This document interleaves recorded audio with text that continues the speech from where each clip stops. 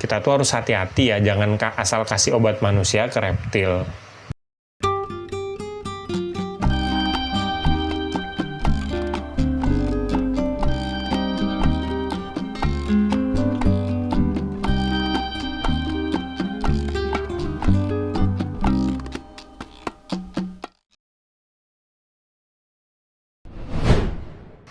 Halo, jumpa lagi dengan saya Diko di Sawan Sayangi Hewan.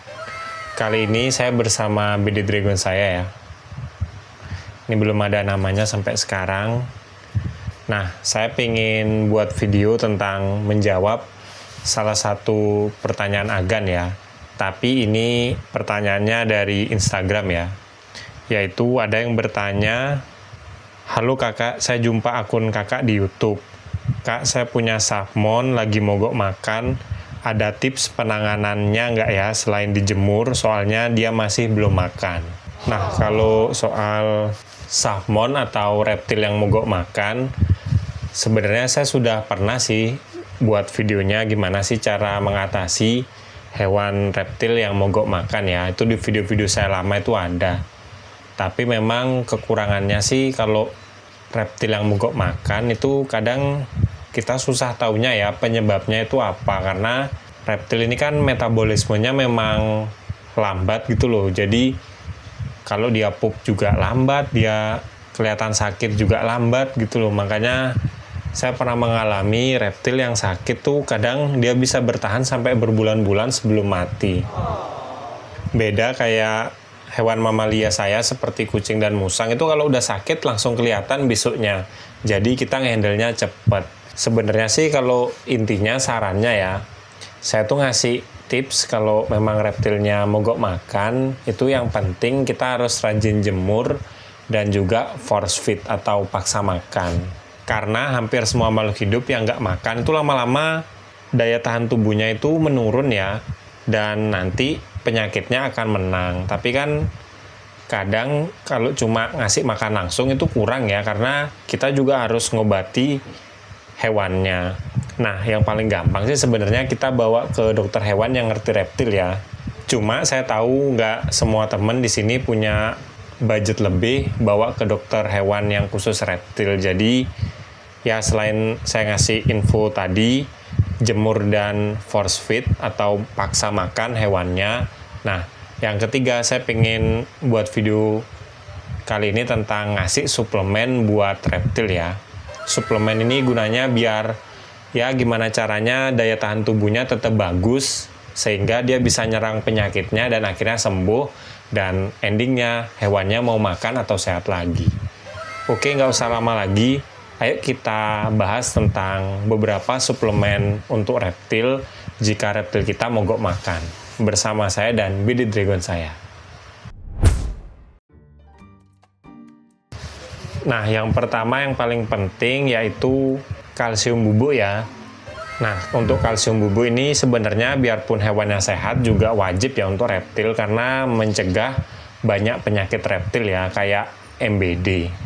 Kalau untuk ngasihnya sih udah saya sering jelasin kalau bubuk kalsium itu sebaiknya dikasih ke pakan dari reptil kita, terutama serangga ya. Jadi serangganya sebelum kita kasih makan ke reptil kita itu disuapin. Maksudnya disuapin, ditaburin badan-badannya menggunakan kalsium. Nah, selain itu juga kalau Agan udah menemukan reptil Agan misalnya biasanya kan ngasih makan anggap dah 3-4 hari sekali. Nah, tapi setelah seminggu atau 2 minggu dia nggak mau makan, padahal teman-teman ngasih kalsium lancar, jemur juga rutin, terutama untuk reptil yang perlu dijemur ya, kayak salmon sama BD Dragon. Nah, itu bisa jadi tanda hewan reptil Agan itu lagi sakit ya, atau ya pokoknya metabolismenya dia nggak lancar. Makanya saran saya yang paling penting sebelum ngobati yaitu kita harus kayak jaga buat reptil kita itu tetap makan. Caranya dengan force feed. Force feed itu nggak melulu langsung dipaksa makan ya. Biasanya sih step pertama kalau hewan reptil Agan nggak mau makan, dia kan kalau sehat misalnya kita taruh pakannya di kandang langsung dicari karena itu kalau sehat. Kalau dia mulai nggak sehat, Agan bisa coba hewan pakannya reptil kita kayak jangkrik gitu, kita pakai pinset deketin di mulutnya.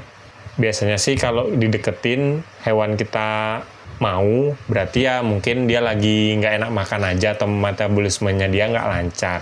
Nah, tapi kalau kita deketin hewan yang dia nggak mau juga, cara terakhir itu ya kita suapin kan. Ya memang kita harus maksain, pokoknya mulutnya harus kita iniin lah gitu loh, kita deketin. Tapi juga kadang kalau mogok makan ini bisa jadi karena faktor hewan kita lagi birahi atau hamil ya. Karena reptil kalau lagi birahi atau hamil, dia juga akan mogok makan. Nah, itu sebenarnya faktornya banyak. Agan ngerti celahnya itu, kalau menurut saya sih itu perlu waktu bertahun-tahun ya. Jadi kita tahu celahnya hewan kita memang sakit kayak gimana, hewan kita lagi birahi kayak gimana. Nah, tapi intinya kalsium itu tetap harus jalan.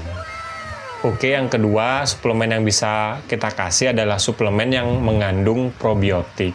Nah, probiotik itu apa? Intinya probiotik itu kayak bahan-bahan itu kayak buat makan bakteri baik yang ada di dalam tubuh hewan kita.